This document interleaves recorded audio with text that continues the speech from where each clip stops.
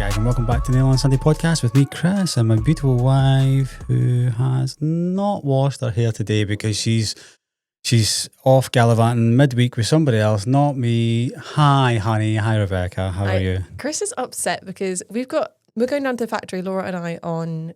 Yes, Laura and I. Laura Okay. and I. Wednesday. Laura and Rebecca. Do you want to come? We are literally only doing colour mixing with the chemist. That is all we're doing. Do you want to come and do it? Physically can't, and you know I can't. I know you can't, right? But also, he always says, I'm just there to drive you around. Yes, I'm just there for the aesthetics, which leads us on to today. Today we're going to be talking, does aesthetics matter? But before we get into that, when you guys are listening to this podcast, Easter sale will have been done and gone. We'll be on holiday, probably. Or we might have been on holiday. We might be back. And I physically can't because we are short-staffed. I know that sounds weird because we always talk about high on staff. We are short-staffed. It is the run-up to the Easter sale. And is it fair to say that I feel underprepared? Do you? Things are out of control. Like, life has got away from us and I'm desperately trying to pull it back. And I just can't. See, this week particularly, hell. So Monday, we've got a live Zoom workshop for extensions. Why do we do this at this time of year? Why don't we do this in January when we have time on our hands? Tuesday, we've got is it the Nail Trek Club coming to do some filming in the shop. And then Laura and I are going to drive down on Tuesday evening. So going back to what we were saying at the beginning, is that Chris is upset. I don't know why, because he loves his boy alone time where he can make breakfast for dinner. But I can't be bothered to wake up. It's not that I can't be bothered, right? It's just the whole thing. I want to maximise this day as much as possible to get as many colours mixed because I'm looking to do 30 to 50 colours getting mixed, right? And I don't want to wake up at 4 a.m. and then drive for 3 hours and have to stop for an hour to charge a car so it's ready for the drive back. So I figure if Laura and I go down the night before, stay somewhere nearby where the car can charge overnight, and then we can get there bright and early, probably like 2 hours earlier than we usually would. We can get so much more done and I can still be home earlier. Anyway, so that's Tuesday night. Wednesday, Laura and I are at the factory. Thursday, we're going to have to rearrange the vet for Thursday because we just have to. That's not an all-day thing, so. No, it's not an all-day thing. It's just like a thing that is happening. On Friday, you don't know this, the guy's coming to do the fence. At the house? Uh-huh. Do we have to be there? No, it's not like we're helping him. But amongst all that, we've got a new staff member. We have got probably new products launching on Sunday, or if not, like a special campaign. We're trying to tie up all the event stuff and hopefully launching that on Sunday as well. And then, of course, we've got the Easter sale that starts the next week. We're going on holiday. We don't have, and both Chris and I have lost loads of weight, so we don't have any clothes to wear for holiday. Do you know, I was actually thinking of going to a shopping centre and, guys, in case you can't see and don't know, I am kind of like what Rebecca described on a podcast a while ago. Business on the top. Stand by, everybody, if you're watching on YouTube. Party on the bottom. Party on the bottom. Got shorts on, and I've got brand new trainers on. All the excitement. Brand new second hand. Chris, technically. Trainers are ridiculous. Look at these guys. So they're New Balance trainers. They look like Balenciagas. And I'm just going to say something. Trainers are ridiculously expensive. Yeah. These are just basic New Balance shoes. And to buy them brand new, it's £169. That's ridiculous. It is crazy. Now, I bought them second hand on eBay, second hand. Guarantee authorised thing, all that sort of jazz. Authenticated. But Chris will wear the one same pair of shoes all day, every single day. He doesn't have another pair to alternate with. Well, do you know, it was a year ago today that I got those other ones. No. That I decided yesterday that I should stop wearing because I was driving a member of staff home in the van because I was dropping off boxes, doing my due diligence, doing my nice boss thing, and I could smell my feet. So I'm just going to say... It's always you and your feet, always. I'm just going to say that I've worn them almost every single day for a year. Yeah, I would say out of the last 365 days, you've probably worn them 360 days. I'm quite good value for money. But I think you should get a second pair to alternate now. And I was looking at cowboy boots for Stagecoach last night. I was going to buy second-hand ones so they're worn in. Correct. But I can't find like nice ones here in the UK. You've been on Vinted? Yeah, where you were? Vinted and eBay. I can't find nice ones here in the UK that I would wear outside of Stagecoach. I want to be able to like wear them to work or something. Or I just don't feel like you're going to wear them for anything. I really want those Patriot boots from Ariat. Well, you've now got, 3 weeks? Less than 3 weeks till we go away. So if you're selling a pair in a size 9.5, maybe 10, You're not a size 10. could be a size 10, but in boots for sure. Hit me up. But by the time this is done, we'll probably be Back. back. Home. There we go. Yeah. Okay. What colours or shades are you getting mixed up? Can't say. Okay. Can I say? I can say. Allude. Specialist colours. There you go. That's That's good what we enough for me. That's good enough for me. Anything else you want to cover? What's been going on? Synergel launch. That was great. Last week People was are loving it. wild. One thing I will say is this whole launching before an Easter sale, people have got really, like, they're smart. They understand. They understand the assignment. They've been buying 1 and 2 to Mhm. try, and they know that come the Easter sale, they are going to fill their cowboy boots. Mm-hmm. So well Smart. done. It's what you should be doing. It's almost like we've done a podcast about this 6 months ago. Podcast's been going for 6 months as well, I know, honey. crazy. Huh? That is wild. And we're getting So, more and more downloads every week. yes, we've actually hit through a couple of big numbers recently. So thank you guys. I appreciate it. Also, there's a new thing happened. I'm not 100% sure. It's all to do with Apple devices. But if you're not following us on Spotify, so if you're listening to Spotify but you don't actually follow us, pause the pod, go follow us, because it all affects different download numbers and stuff like that. So I really appreciate if you would do it. It makes no difference to us right now, but maybe in the future. That's all I'm going to say. Okay, sure. I don't know what you're talking about, but excellent. There you go. I just had another podcast talk about it. Great. So all that being said, let's get into today's subject. And we're going to be talking about aesthetics. And I think we are the perfect brand to talk about aesthetics. Okay. Because when we started Nail Order, I think you were trying to, especially I remember when we were talking about logos and stuff like that, you were trying to find the perfect aesthetic for the brand. And you were trying to seek inspiration from other brands who were very, I'd say, prevalent at the time. Are you taking? Do you mean like Nail Order logo or like the gel polish logo and stuff? No, Nail Order. So I'm talking like 5 years ago, almost to the day when I put on the group this morning that first iteration of the logo and stuff. After that, you were trying to describe to someone who was building up the logo for us, the actual proper one, what you were looking for. And you were going for a very clean girl aesthetic, I would say, a very colourful, bright. Colourful and bright are definitely not clean girl aesthetics. But you know what I mean? That kind of that element, that flow. I don't think I was going for anything like to do with other brands. I was just trying to think of something that would fit with the name. And I would say everything about that kind of time was very clean girl aesthetic. And then you struck upon something that was join the Nail Order, almost like the clergy, the church and all that sort of stuff. Not necessarily the clergy, but yeah, like an order. Yeah, and that's when it changed. Mhm. So do you want to talk about that time? But I think the thing with Nail Order is that we've always been very true to our aesthetic.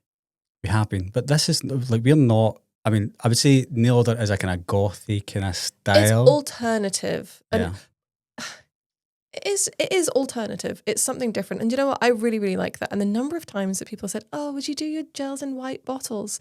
And people have said to me like, well, why don't you do just a line, the same gels, but just have a white option in white bottle? Why?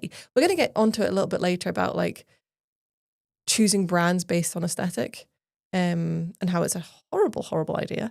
But yeah, I think that's what, when we released our gel polishes, when we designed the bottles, we were very cautious to do it in a way that it could fit to anyone's aesthetic, so that you could have it displayed front on where it's like Nail Order, Nail Order, Nail Order. You could have it side on where it says the name and it's quite sleek and plain because it was a different font, or you could have it displayed to the other side where it's completely black. Yeah. You know, so... Also, the way we designed our shelves, where you could have it top, like on the side, so all you see is just colour, you know? We did think of everyone, but at the end of the day, you can't please everyone. No, and we've got to do what's right for our brand. My sister, who works in marketing, but like corporate marketing, she always says, yeah, your brand identity is so, so strong, and it's not going to appeal to everybody, but it's so recognisable. And that's really important to us. And whilst we want everybody to try and enjoy our products, we know that it's not going to appeal to everybody. But also, it's fun. Like the thing is, right, before we get really caught up in talking about aesthetics, people get caught up in aesthetics and so obsessed with the aesthetic of the thing and forget about what's on the inside. whether that's on a person, or whether that's a product, or whether that's socials. It's like it could be so vapid. The best word to describe it. It's just like, a shell that contains nothing, but it looks great. It's like, but what does it really mean? It's very true. We've been looking at houses a lot recently. I feel like that's all I do is look at houses. And I've started to quickly look at the outside of the house, quickly look at some pictures for the inside of the house, but more importantly, look at the floor plan to see if I like the flow and to see what could be changed. What's a structural wall, what's not. If I don't like the kitchen, can we change it? Can we move it and all the rest of it? See in if the future, it'll work for us. Yeah. Nothing is ever set in stone. Nothing's ever static. Does that make sense? Yeah, I feel like the outside of the house, obviously you don't want a really, really ugly looking house. And there's not much you can do to change the We were outside. looking at a house recently and it was pretty ugly. It was, but we still put an offer in on it. Yeah. Because the inside was stunning and it would really have worked for us, and it was a good price and a good location. Yeah. So again, that's an example of us going, right, okay, the outside isn't great. So again, we'll talk about this later when it comes to like choosing a brand. The outside is not the prettiest thing in the world, but everything else would have worked really well for us. But one thing I would say about you and I, for instance, with our brand, we are not into that kind of gothic look. I think you were when you were a kid. When I was younger, I used to be into like the whole alternative, like emo, gothy sort of thing. Definitely I was.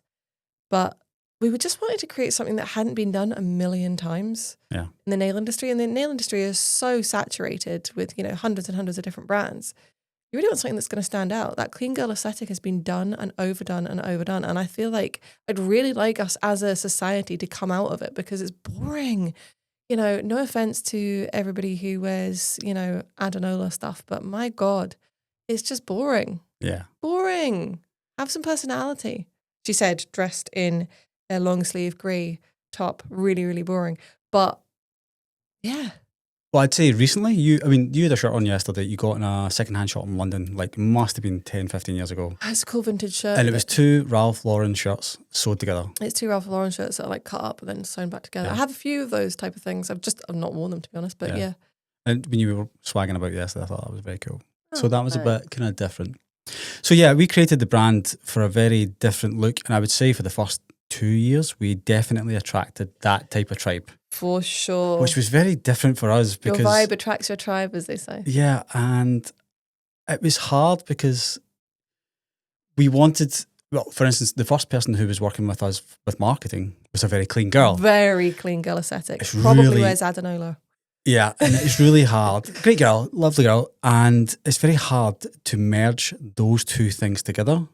And would you say that you had to like talk her off a cliff a few times? Yeah, but I think as a marketer, like if you're a good marketer, then you should be able to, there's lots of people that work for agencies in marketing and you need to be able to turn your hand to any brand's aesthetic and work with that. But yeah, that's the thing. It's hard when people are like, oh, but let's just go with the mainstream because that's going to be more popular. It's like, but is it? Because you're entering a really saturated market and then to stand out is even harder. I think really. Also, one of the things is when we first started, we went very black and white. That was it, as in the colour scheme, black and white. Oh, yes, it was. And then we introduced pink. Yeah. Do you want to talk about that real quick? I can't really remember like why we decided to do that, can you? Yeah.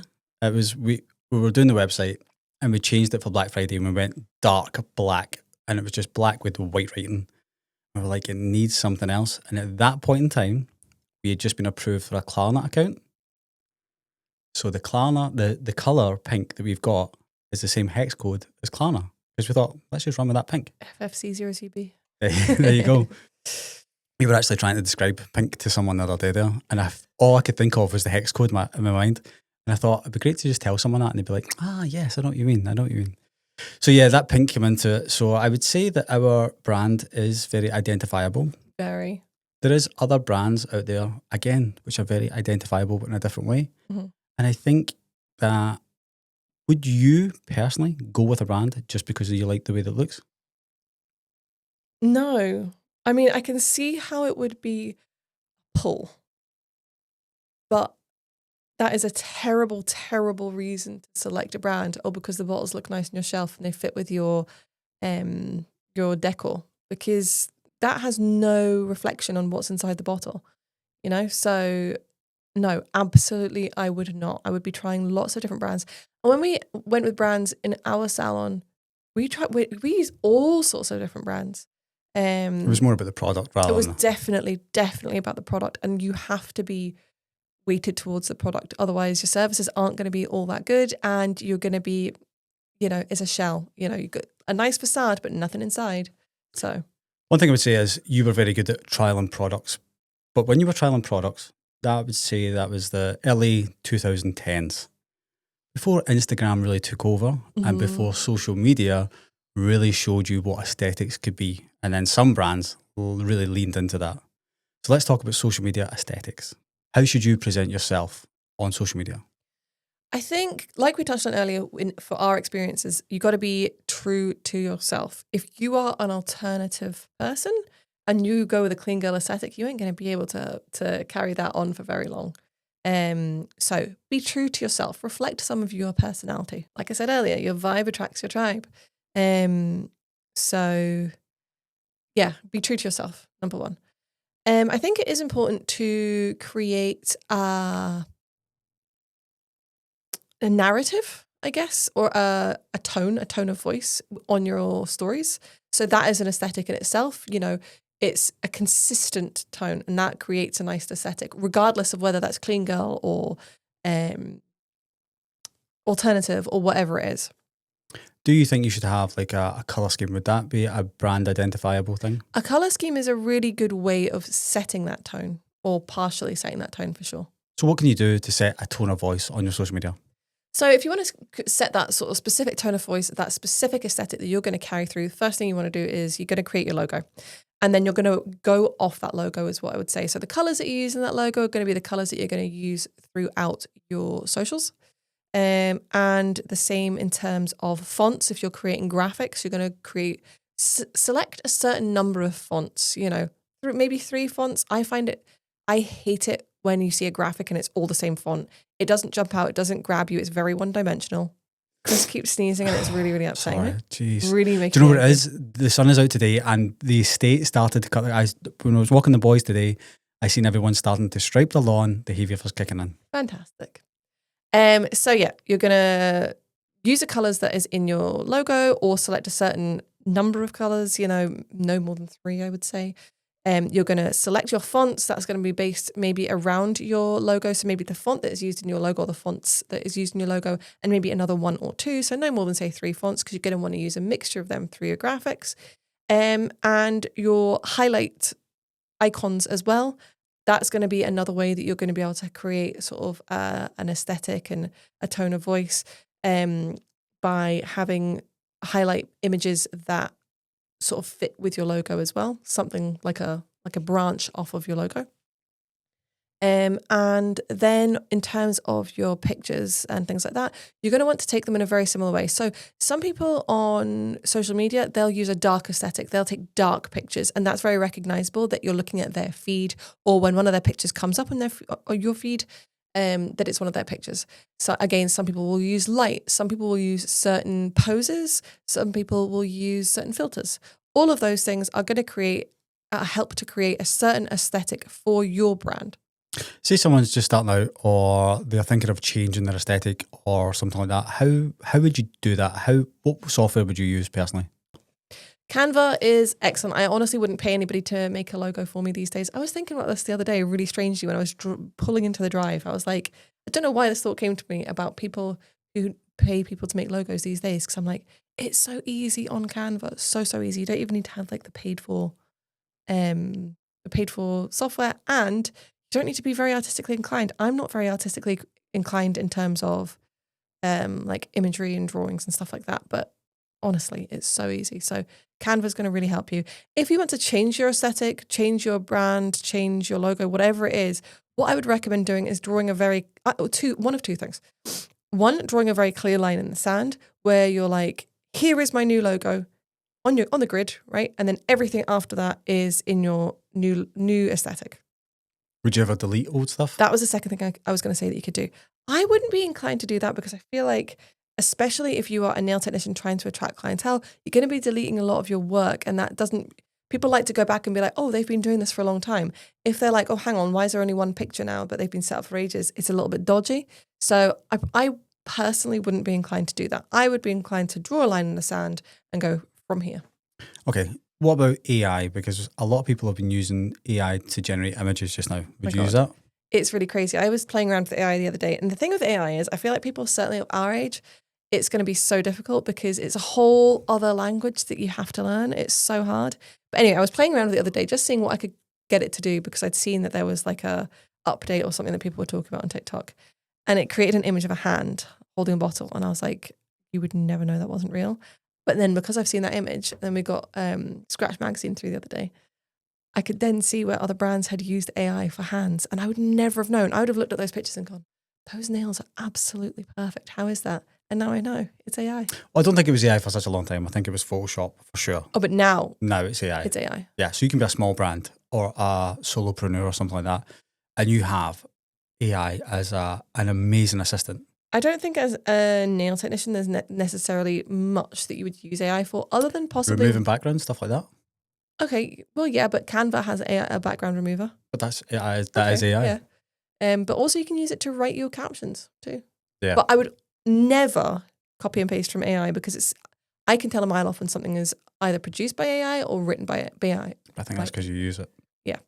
So I would always recommend, you can use it as a skeleton if you were writing something, writing a caption, but make sure you update it and put some human elements in there. Okay.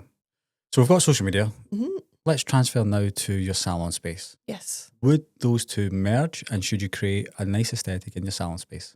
I'd say yes, you want them to merge because you kind of want to take your logo that you're using and then maybe your decoration in terms of colours and style, probably from that.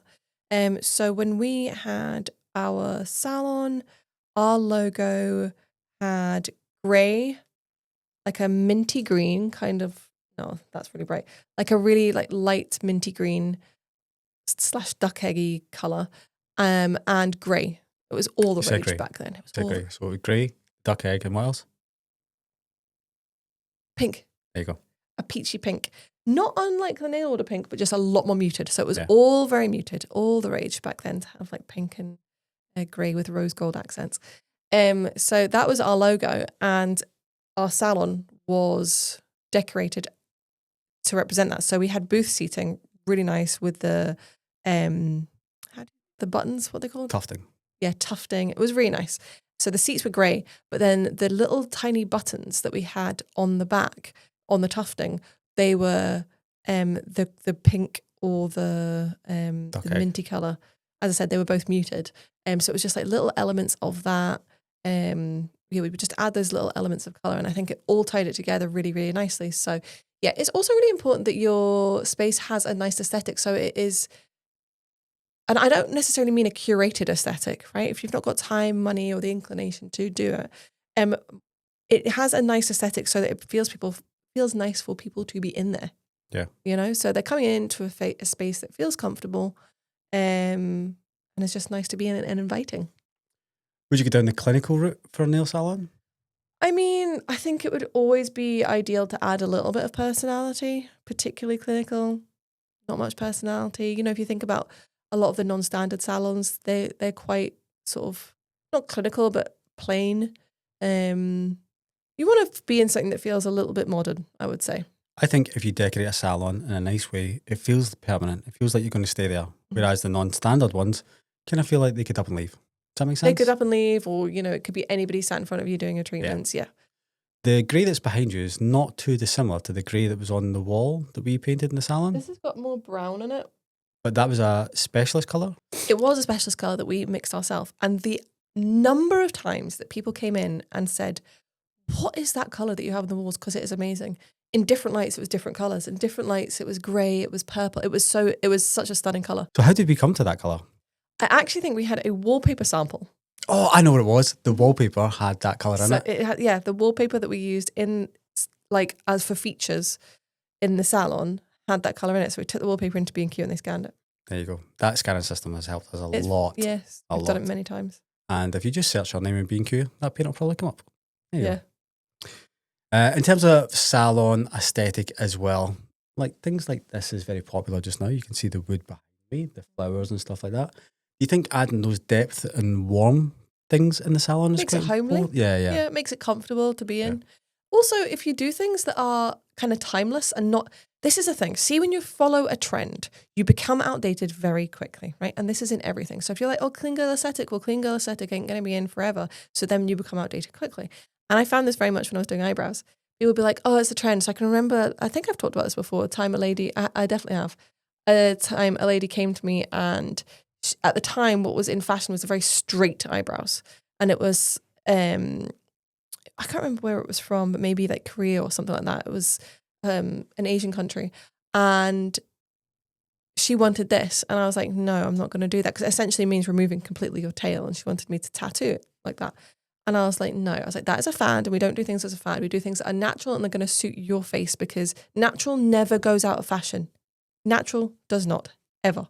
You hear people saying a natural beauty, don't you? Yeah, always. You know, big lips become a fashion, small lips become a fashion, big eyebrows, small eyebrows, but natural never goes out of fashion. And again, I've talked about this before and I came to a compromise where I said, this is what I'm willing to do. If you don't like it, well, then I'm not the person for you. And then she got them done, was really happy with them. She let a couple of years go by between top-ups. And then when she came back to me, it wasn't all that long ago, maybe the last year, she was like, you were right. You were right, by the way. I just wanted to tell you that. You know, I'm so glad that you didn't do that because that's gone out of fashion now and I wouldn't have been happy. So it's the same when decorating your space. Do something that is true to you because that's never going to go out of fashion either. And try and do something that is not like really geared to the times. I will say when we did the salon, it was quite geared to the times. Certain elements, you know, the furniture and stuff, no, the furniture was kind of timeless, that was fine. But maybe like the wallpaper, but that was really easily changeable. And that was just a small, on a feature wall in each room, a small bit around the window. So that was easily changeable. So try and make your fixtures and fittings, or the most part, timeless. One thing we always did was flooring, and we always made the flooring seamless. So you could always put anything on top of it. Yeah, in terms of how much dirt is it going to show up? Yeah.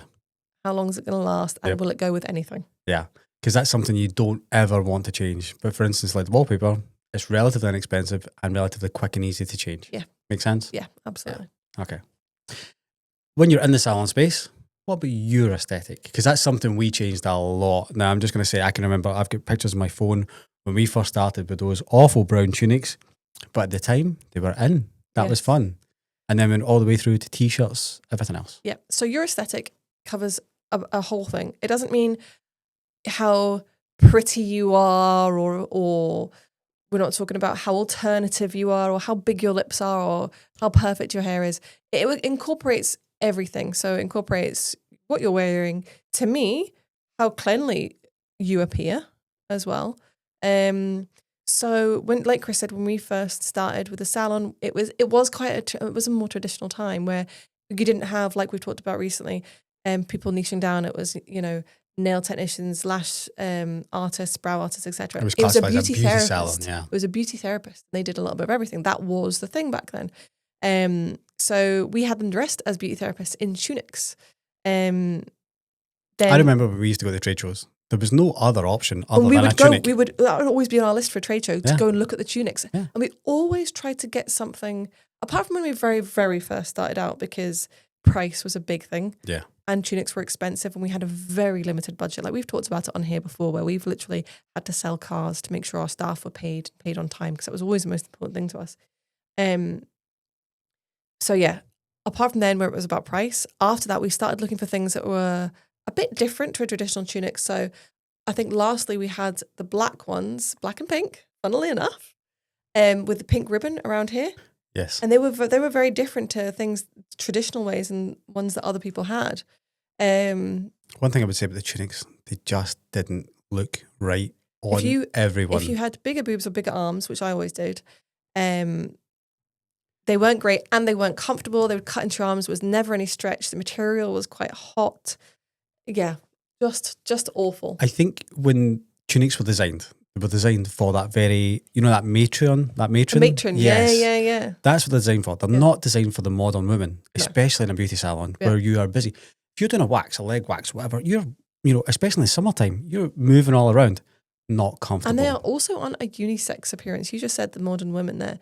And That's whilst I have seen men in tunics, I don't find them to be very unisex. Whereas these days, we're all going more towards like t-shirt, hoodie vibe, maybe with our logo or maybe with like a nail thing on, like our merch that we had. And there's other brands that do that as well. Or like an apron you can just put over your clothes. To me, that's all very unisex and suits so many people, no matter their size, no matter how big your boobs are or your arms or whatever. And it's a lot nicer. One thing I've seen recently, you used to wear the Figs outfits, and we know someone called Raymond, a man who does aesthetics, would wear the same or very similar Figs outfits. Fig scrubs are great.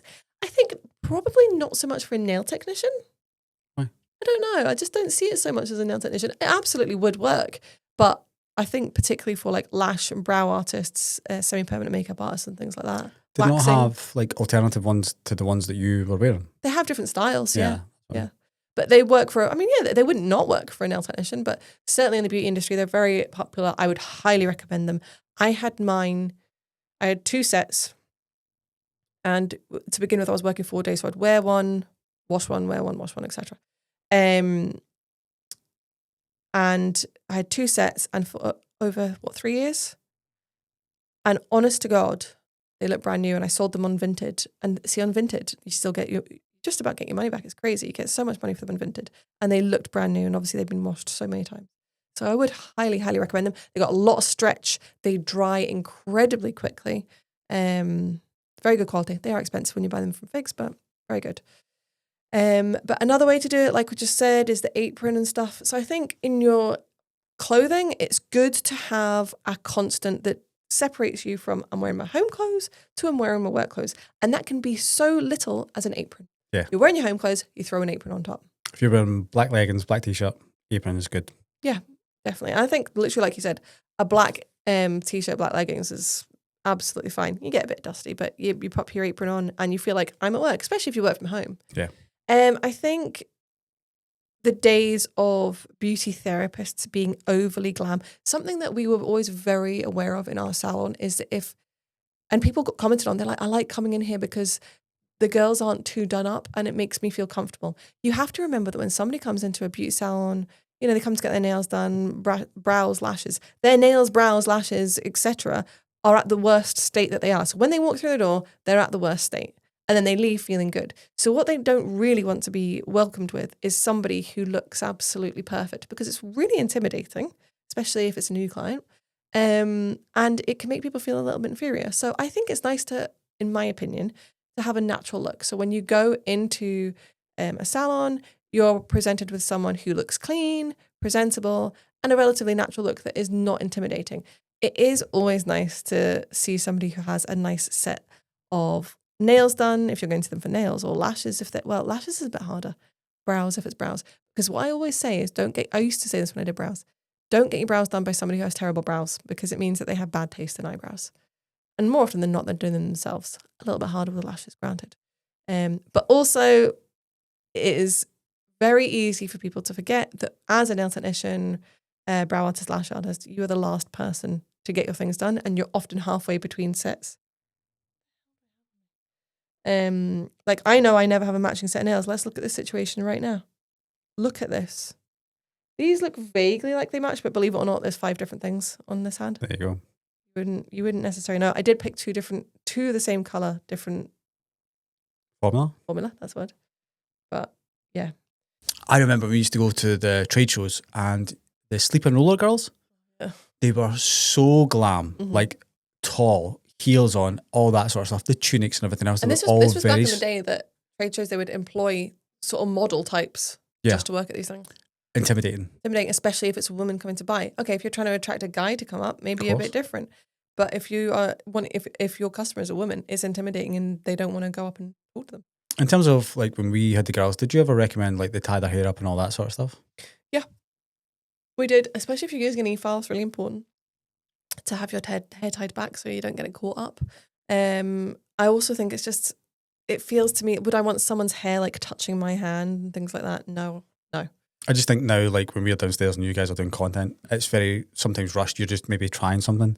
You don't do what you used to do in the salon, tie your hair back and all that sort of stuff, do you? Oh yeah, no, I always do. I always tie my hair back. Right, okay. Always. If I sit down to do something with nails, the first thing I do is tie my hair back. There you go. Just like Katina. And I'm not making it look pretty. I'll literally just grab it and put a bubble in it. Yeah. Just like Katina, who eats the food and ties her hair back. Oh yes. Yeah. Okay, so we're a brand and we have a certain aesthetic and we draw a certain tribe. I would say I can identify a lot of other brands just by the way they look within 1 second of them being on social media. And I think that is key. That is key. You should be able to. And if you can't, then they're doing something wrong with their branding. Yeah. So what would you say if someone said, I only shop with them because of the way they look? I think you really need to have a look at your priorities, and you're probably doing not only yourself, but your clients a disservice. If that is the way that you choose your products because it looks pretty, it's very silly. Very, very silly. Outside of nails, is there any brand that you're really drawn to that you go shop with them because of the way they look? No. One brand I would say that I'm attracted to because of the way they look and because of the aesthetic is British Airways. And I know that sounds silly. I'm also attracted to Virgin, but we never ever fly Virgin. We're actually going to be flying them soon. But I think they have a good aesthetic. It looks upper class. It makes you like lust after that brand. Now, realistically, you and I know the British Airways isn't the best, let's be honest. They actually really aren't. They really need to. British Airways, if you're listening, or anybody who works for them, which they won't be, ditch the 787. You Jesus need Christ. to sort your life out. You really do. Ditch And that Heathrow, 787. if anybody is listening and travels through Heathrow, don't bother. And if you ever want to see your luggage again, definitely don't fly through Heathrow. Yeah. One brand I'm attracted to is Hollister. Yeah, and but it's that's- not because of the way they look. No, I it's- think it's great value for money and it'll last an absolute lifetime. It's just what you're comfortable buying, and I don't know why. Chris actually just doesn't care what he wears. He doesn't care. He doesn't put any thought or time into it. Something stuck up. See if you sneeze one more time. I was talking to one of the girls the other day and I said I bought myself a new pair of trainers and brand new second hand. And that was the first pair of trainers that I'd bought that year. She said, wait, what? And she was like panicking. She was like, I buy trainers all the time. Like, and I'm, no, you can't. You don't have time. You've got for to be on a pair of trainers. I'm very particular with shoes and they have to fit on my feet a very certain way. But no, you're on a pair of trainers, right? You're on it. And then you're on another pair of trainers. You can have a couple of pairs, but... Yeah, it's one trainer suits. This was in just now.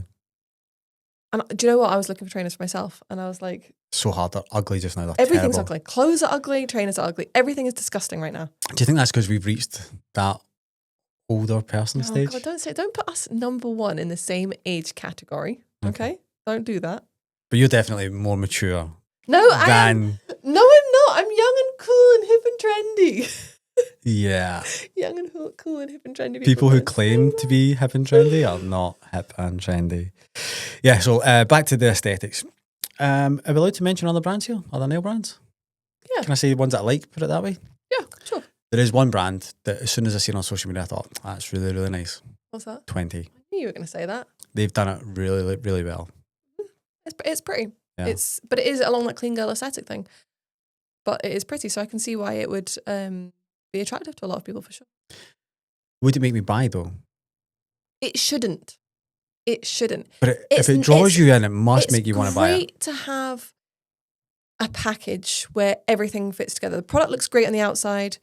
Product works great. The customer service is great. The education is great. But you've got to put all of those things together. There's no point in having something that looks really great, but the product on the inside is shite. There's no customer service. And Not that we're there's no saying 20 education. is that. No, absolutely not. Absolutely not. But just what I'm saying in general is that there's no point in that. You know, Yeah. I mean, it works for certain things. So if you have buying a handbag, Yeah. if you're buying a Louis Vuitton handbag, you're buying it for the aesthetic, right? It's the handbag. There's not much more you need from it than to carry your items. Handbags are a great one because recently, this is maybe because you're getting a little bit older, I've noticed you've not chosen the handbag because the aesthetics, more the function. Yes. The little Louis one. Mm-hmm. Yes.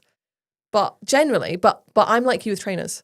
So I will get a new bag and that will be my one and only bag. I don't alternate between varying bags. I have Don't one have bag. time to take all that out, man. No. And it's for years.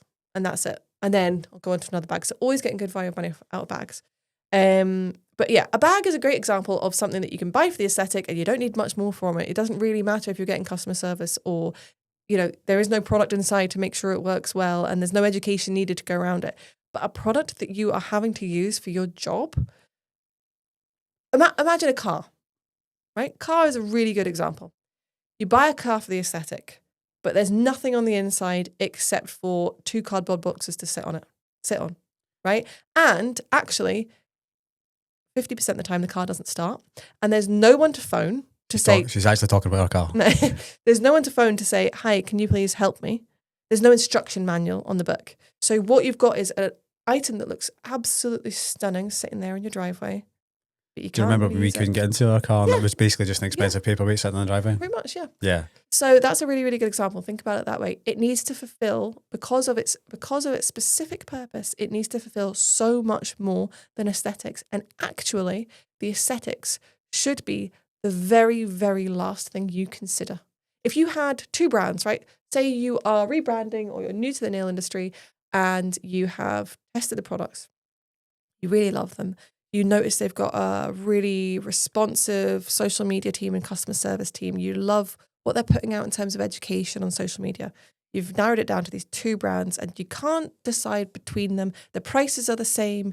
You can't decide between them in any other way. The aesthetic should be then what you pick it on. Okay. Only then. If you can't decide between them in any other way, that's where I would say. So aesthetic should be the very, very last thing that you consider when choosing a brand. And don't let an aesthetic put you off of a brand. One thing I will say, if you think about like a car mechanic, most car mechanics use snap-on tools. Yes. They're super expensive. They don't have like a great aesthetic. They're just snap-on tools, but they're tried and they're tested and they're very good quality. They last. I think they actually have a lifetime guarantee.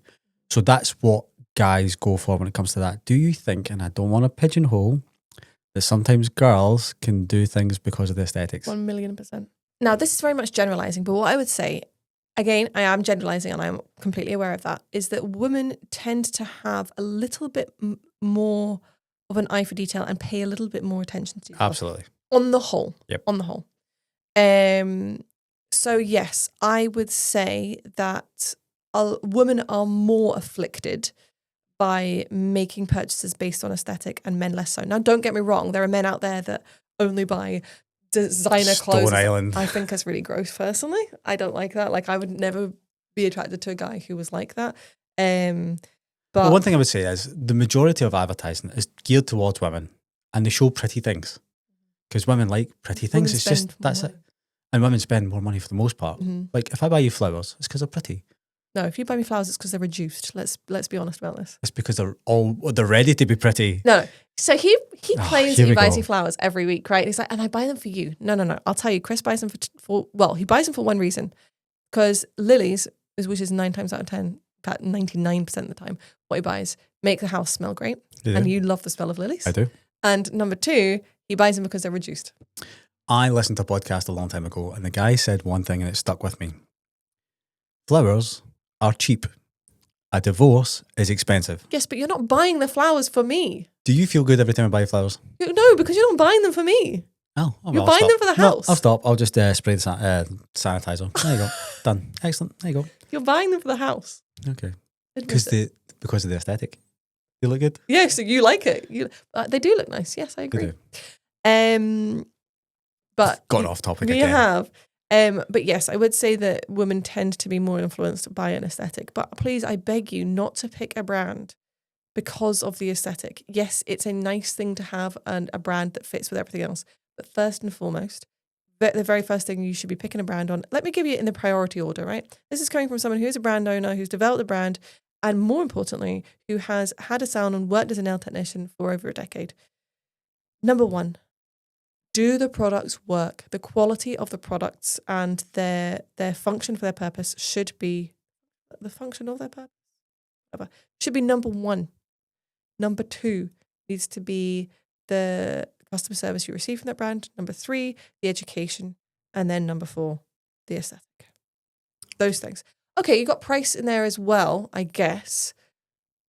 Value, I would say. Value for Because money. you can have, say, for instance, bigger bottles that cost more, but Yes, it you've might got be to work better things out per value. mil, per gram, because you've got For to. instance, like us just now with pots, such good Oh value. my god, the pots are Such good value. unbelievable. And you So- have people come into the salon, sorry, the store all the time, and that's one thing they say. Yeah. I now use pots because it's reduced our costs. That's so great. So I would put price in that list of 4 that I had there. I would put price just before aesthetic. So price isn't all that important because you got to make sure. The thing is, right? If you buy something that is cheap, cheap, it doesn't work. right, and doesn't work that well, it's not good value for money because you're having to redo nails, or they're not lasting as long as they should, or this, that, and the next thing, right? So it's not good value for money. So you got to make sure that price and value for money kind of go together, is what I would say.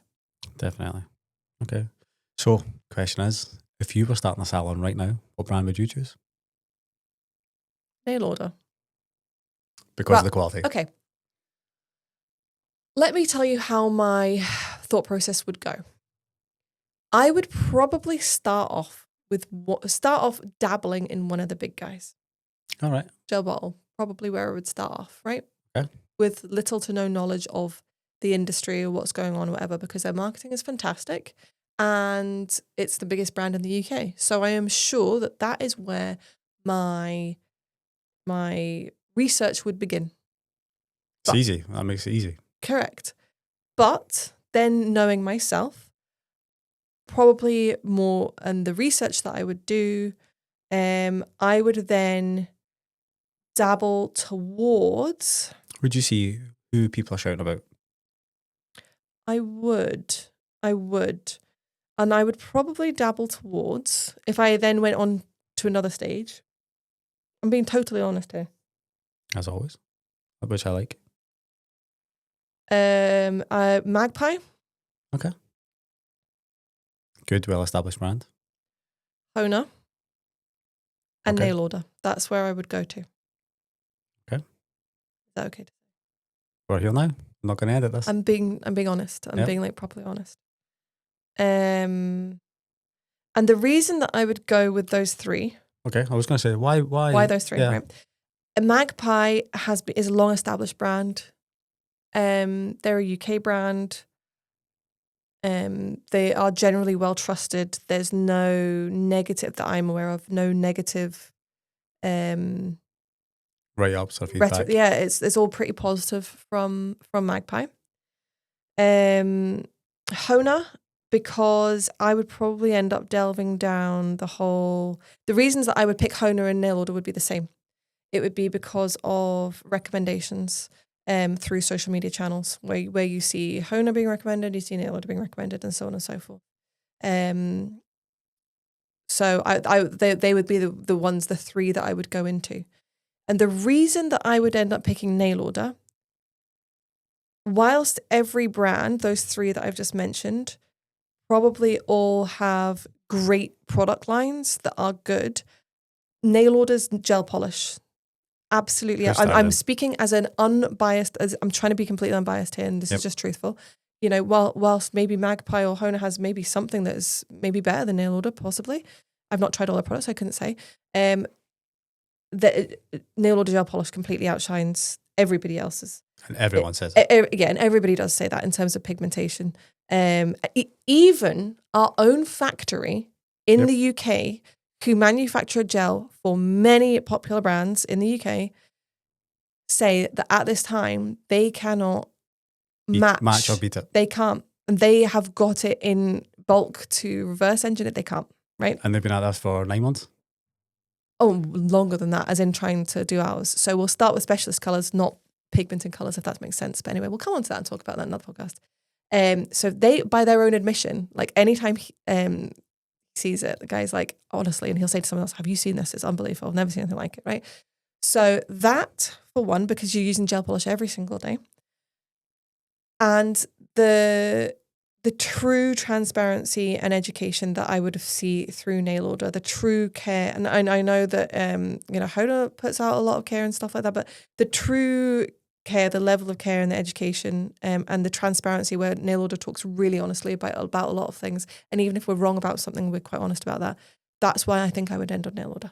Yeah, that whole process I've just talked you through is me, like, genuinely trying to be completely unbiased. we appreciate that. I think that we have seen other people go before us and maybe not be quite as transparent and stuff like that. And that's something that we thought to ourselves, let's do it differently, whether it be good or bad. And I do believe that that transparency is definitely starting to shine now. People can see that. People are starting to see. It's very easy to say that, oh, we're transparent. And here's the thing. I'm going to say, I've said this a million times and I'll keep saying it till I'm blue in the face.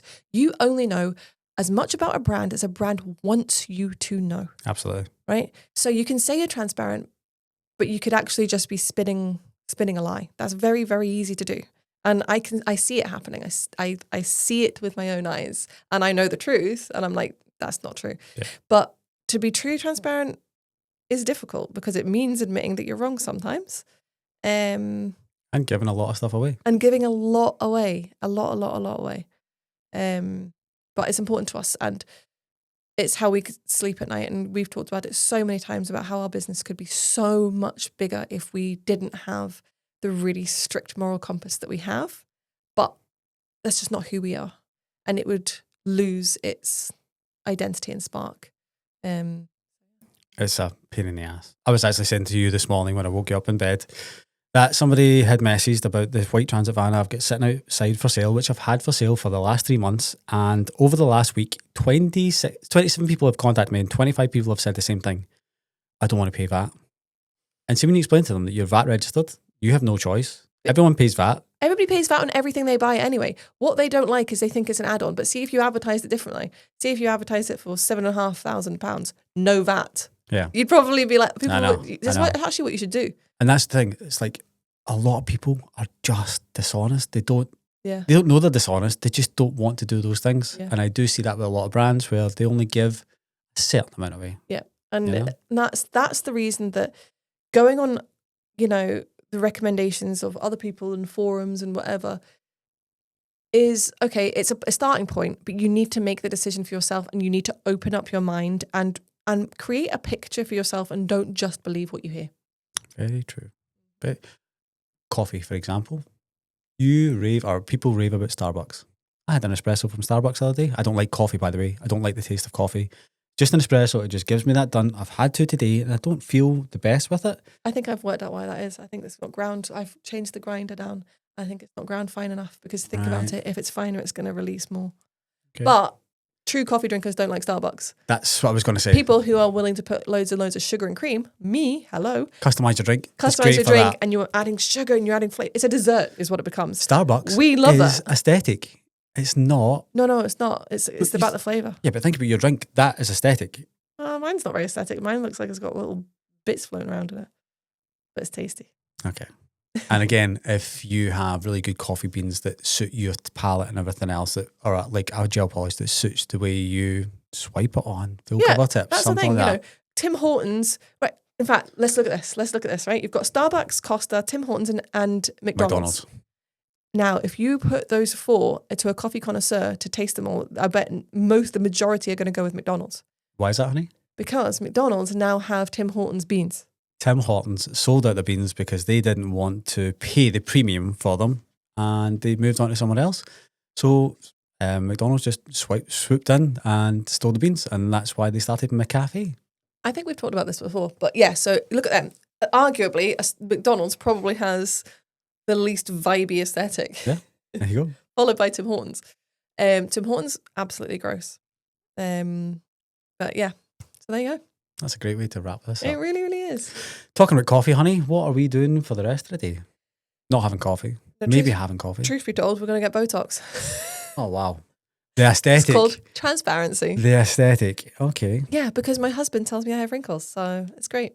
Honey, you say every time you lean over and kiss me. My face has so much skin right now. I hate it. Look at all these lines. Back to this age thing. I think you look beautiful. This is why I tell you every single time we start the podcast how beautiful you are. I think you're beautiful. But it makes you feel better, so it's aesthetic. It makes you feel better looking at me. Same.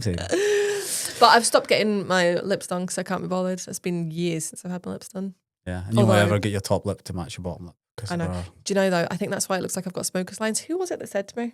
Was it Jennifer or Laura? Why don't you hold up what you just had there in your hand? I can't remember if it was Jennifer or Laura. But it was such a good point that I hadn't had my lips done in so long. I think it was Jennifer. So I'd seen this thing on TikTok a while ago, and it was talking about how all these Stanley loving girls, right? And that is not okay.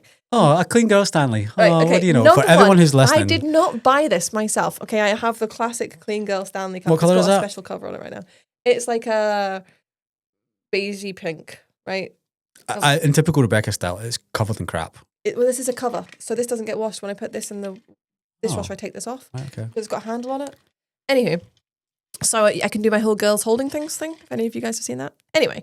Do you remember the first type of these mugs that we got like 10 years ago? Oh yeah, Arctic. An Arctic, and it was just a big silver thing. Yep. Not With the no aesthetically handle. pleasing, but it did the job. So in America, these type of things have been popular for ages, and we've had them for a long time. A bubba.